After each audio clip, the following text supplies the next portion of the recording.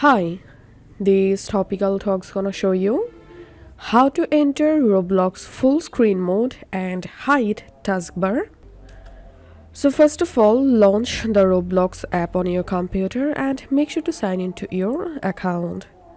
And now simply you have to open a game. And now click on this play button.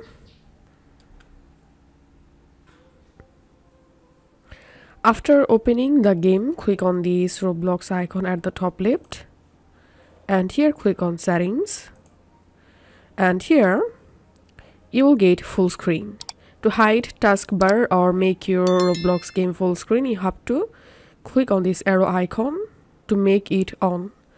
Once done, here we can see I've successfully hide my Roblox UI navigation or taskbar. And now I'm in Roblox full screen mode.